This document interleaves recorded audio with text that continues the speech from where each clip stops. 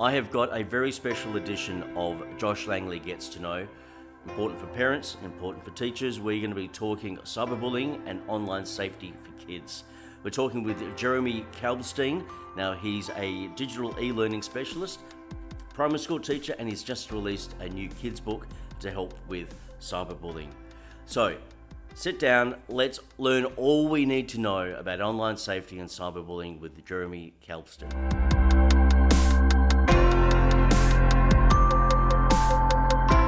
Jeremy, thank you so much for joining me on my show. How are you? I'm very well, thank you. And thanks for having me. I'm very excited to be here. Look, we're going to talk about some serious topics that I know parents and teachers are very interested in, which is online safety and online bullying and cyberbullying. Let's just jump straight into it. What does cyberbullying actually look like? Like, say, what actually happens? Paint a picture for us. Okay, well, first of all, I think it's important to understand what it is. So, bullying is the ongoing or repeated misuse of power in relationships with the intention to cause harm, and it can be verbally or physically, socially, or using digital technology, which is essentially cyberbullying. And I remember an incident at a school that I was teaching at where a girl in upper primary, I can't remember what age it was exactly, but year 5 or year 6 or something, she chose to share her password with a friend of hers, a close friend of hers. This close friend then shared it with some other people, and it spiraled from there. And one of these people who gained access to her account, logged in, posted some mean comments about another person in the year level. That person happened to be friends with the first girl whose account was used. So straight away, you can see, all the issues that were raised out of this, between those two people and the person who she shared it with and that person who she shared it with and so on. And it caused a lot of problems. The social side of things for that peer group was just destroyed, and it had to be rebuilt. There had to be a lot of education, obviously, and support around that. But at the same time, the school needed to come down hard on it and in some ways make an example of what happened without at the same time ruining these kids. So it was a very delicate situation, but it was awful as well. Do you think the kids got the message at the end after all that the school had done and everything? Do you think they really understood the implications of what had happened? Do you know what? It's really hard to ascertain that, to be honest, because whilst you're educating them on these things and you're going through the process and they seem to be getting it, but then what happens in a year or 2 years from then if they're not receiving that continuous education on it, and they're using different apps and they're developing into teenagers and so forth, and they're thinking about things and they've got all these changes happening to their body and the way they look at things. It's very hard to know. You like to think that it made a difference, but there's no way of knowing. No, Really. and peer pressure is just so big in those early teen years and pre-teen years. It's just so. I was going to say, a lot of the cyberbullying that may happen, do you think parents know what's going on? Do you think it has to get to a big head and the school has to then tell the parents, this is what's happened? Or do you think parents are a bit more savvy and can pick up what's happening? Look, it depends on the school, it depends on the family, to be honest, as to how they do it. I know with I've got 2 young kids in primary school. And I know with them, from the moment they could communicate with me, I've been drumming into them about being safe online, because let's face it, today kids get access to digital technologies from such a young age. So for me, it's about having that open communication and building that trust.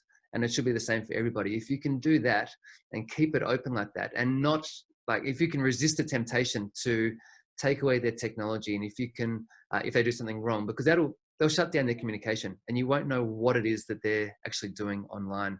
And on top of that, I think it's really important that you co-view and co-play with your children, so that you know what they're up to and you're experiencing with them, and they'll see you as online as a peer, and they'll share things with you, and then you can discuss these things and you're on a similar level to them.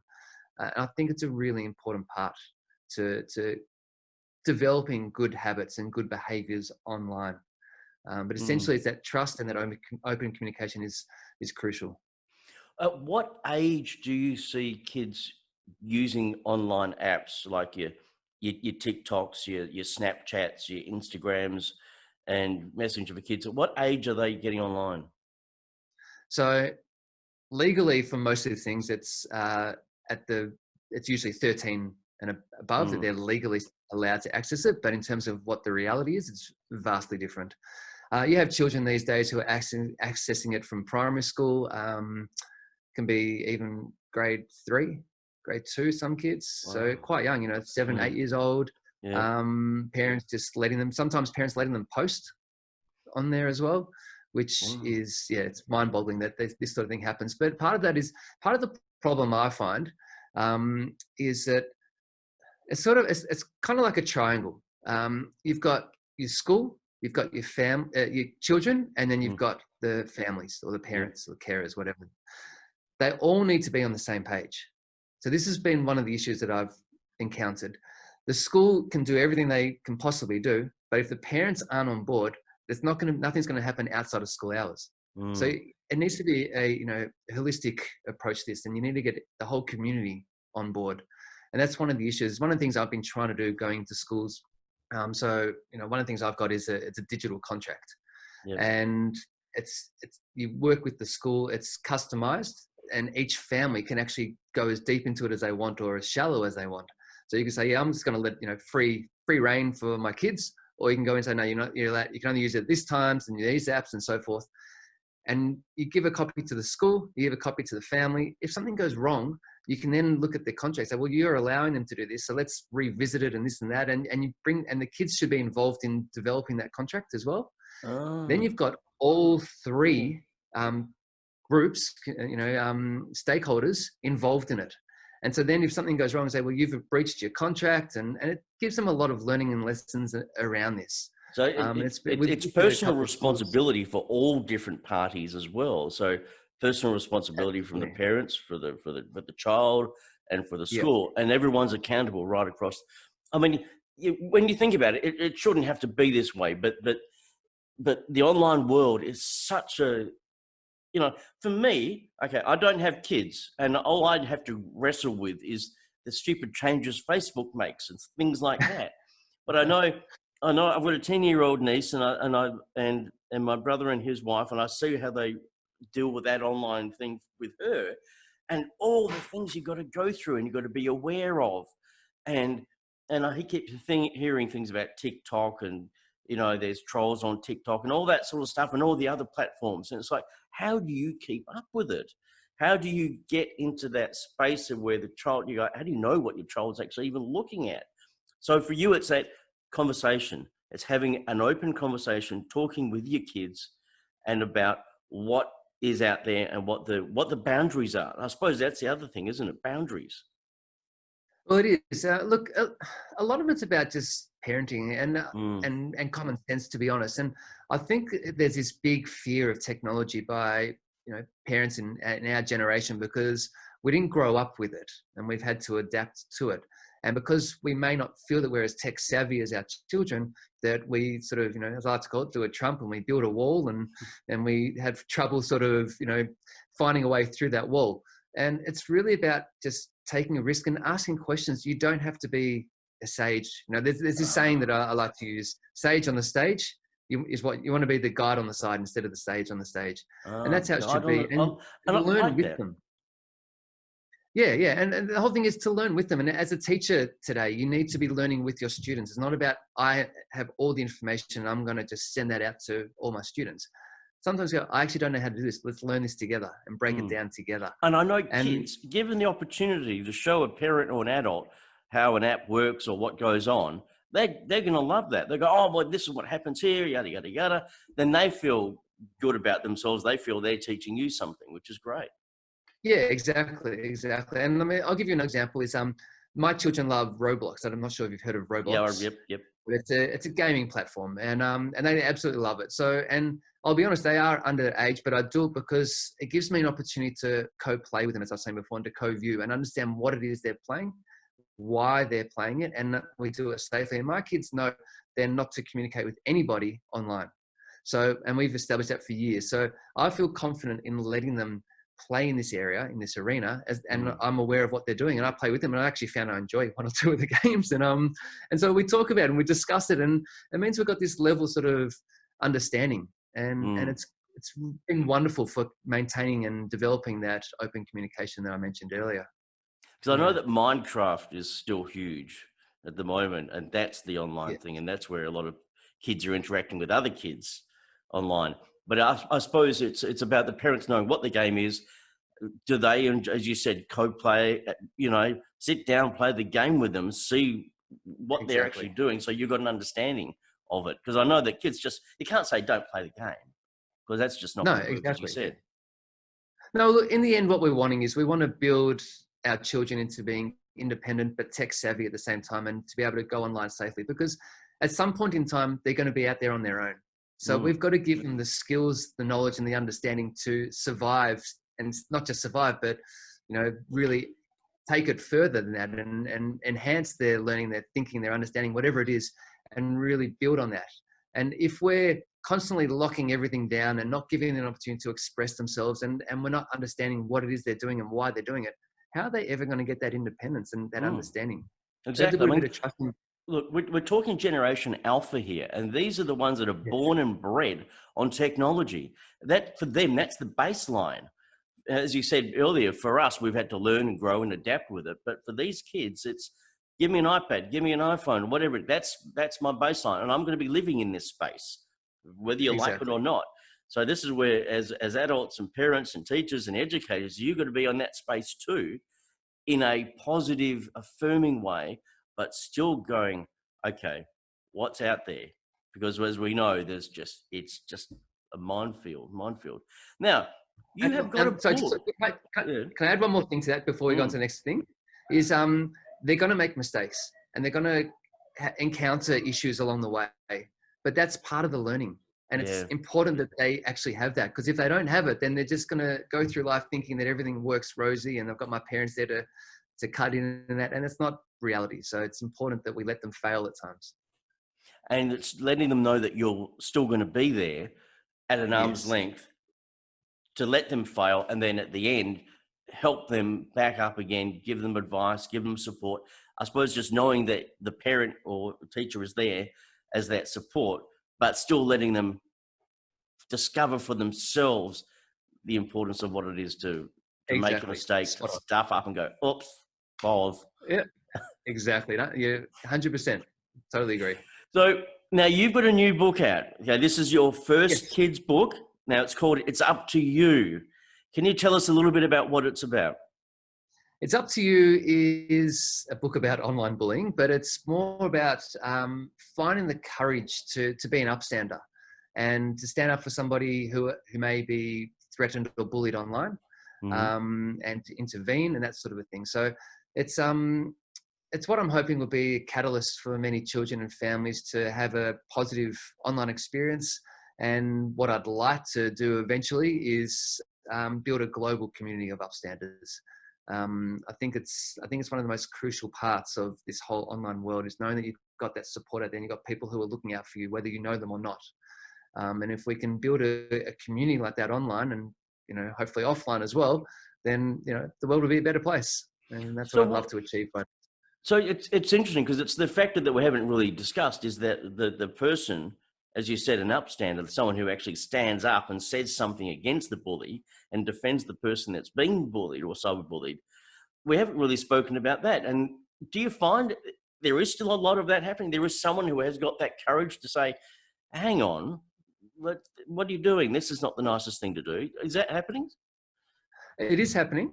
And it comes back to that education. Depends on how much education and whether that's getting through to the students or not. But I know from my kids' own school and from another school that I've been working in, that there are examples of other kids saying to children, you're not meant to be on here, you're not meant to be chatting alone, you're not meant to be saying these sorts of things, get off here. It can be very minor, might not be full on online bullying situation, but they're trying to do the right thing and they're standing up for others and so forth. So it is happening, and perhaps in small ways. But it only needs to start in small ways, and hopefully it'll, go from there. Like you look at it, that old cliche of the ripple in a pond sort of a thing. It's got to start somewhere, doesn't it? Yeah, exactly. Now, I believe that when you were younger, you were bullied yourself? Yeah, so I Hope you was don't bullied. I mind was me trying to look asking at. you this question. No, not at all. That's that's why I'm here. Really, it's where it all comes from.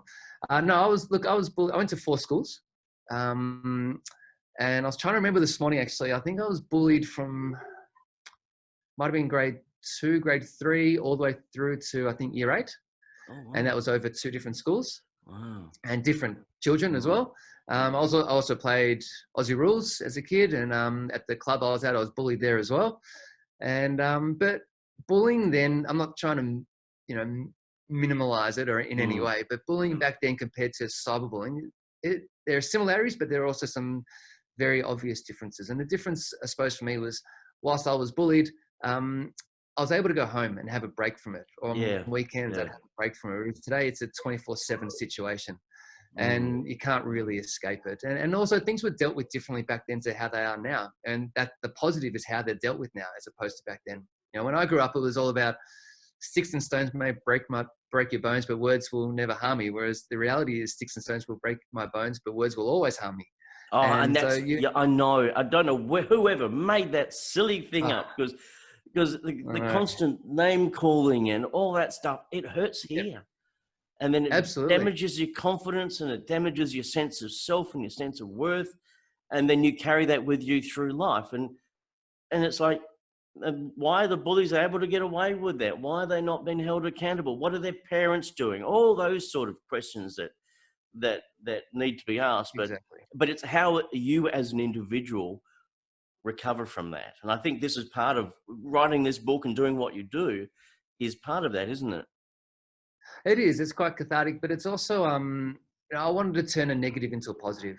Mm. And it's something that even to this day, it's impacted my entire life. It's affected my confidence in many situations, and I try not to let it pull me back or pull me down. And I try to overcome these things, and I put myself in situations that are out of my comfort zone.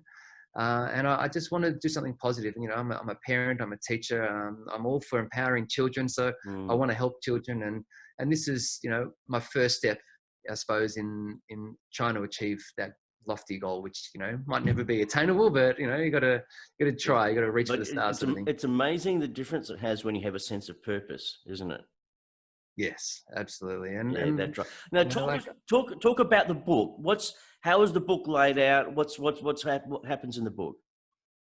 so it's interesting. The way I wrote this book is you're gonna laugh this one. I think I wrote this from the fourth perspective as opposed to the first, second, or third, and that's Oh, is because that like the I'm just fourth using. dimension? It's not quite, but it's it's kind of. I'm basically just doing some addition there, and I've tried to write it so it seems like it's either first person or third person. So I thought I'd just add them together and make it fourth person. Why not? You're a writer. You can So do what you want. yeah, exactly, a bit of creative license there. So essentially, the main character is I. So if you're reading it, I wanted people to be able to empathize with that character and feel like it's actually happening to Because it you. uses the alphabet Um, as Using the alphabet. Yeah, premise. sorry, yes. Oh, oh, So all the characters are letters of the alphabet, with the main character being I. And so when you're reading it, if you're reading it for yourself, you're reading it from the first person perspective. But it can also obviously be read by somebody else in the third person. yep. But either way, I'm hoping that you would feel that you're a part of the story and you're a part of that character. And then it sort of mixes it around because you've got I as the main character and you're feeling like that's about me when you're reading it. But then it's also about you being an upstander, which is like the book is talking to you, which is again Oh, me. So it's sort of, it maybe is that okay. fourth dimension you're talking about, but it sounds confusing, but I don't think it is confusing when you read it. But yeah, essentially it was around empathy Mm. and trying to get people to understand how the character was feeling at that moment. Yeah, oh, look, empathy is the world needs that more than ever now. The whole idea of we're all in this together. I don't mean that as a cliche, but what is life like sitting in your shoes? What's it? So that Mm, empathy, and that's what your book is really about, is actually developing someone to have empathy to go, no, hang on, it'd be awful to be that person. And then finding that courage to stand up and call it exactly. out in a very gentle way that kids can do online. And I think that's a great empowering thing to do. And And I don't think I've come across it from that particular angle before. So I think that's great. Oh, thank you. Yeah, look, I think, I love technology. I'm, very heavily involved in all the work that I do. And obviously I'm very keen on doing it in a safe manner. But technology itself, you see it in children today, it's taking away a lot of the empathy. It's very much, instant gratification, and it's all about me, and that sort of thing. And we need to rebuild that empathy in children. And so hopefully this book can help in some way with that side of things. Yeah, fantastic. Jeremy, look, I think that's great. I'm going to leave you one last question. I ask this to everyone. What is the most important thing in life to remember or focus on? I love this question. I find it's a very hard one to answer, to select just one thing. And, I wanted to go with the whole, love sort of thing, but I thought, no, I've got to go a little bit, off center with this one. So I sort of talked about it earlier, and I'm gonna bring it up again. For me, it's about failing spectacularly. So if you're going to fail, then do it in style and learn from it. Because if we don't fail, then we don't learn and we don't improve. And I'll leave you with a quote that I don't know if it's a good one, but one that I tried to come up with for this. So I knew you were going to ask this question. So love as big as you can, experience as much as you can, smile as often as you can, and live as healthy as best you can. I think that's brilliant. My thing.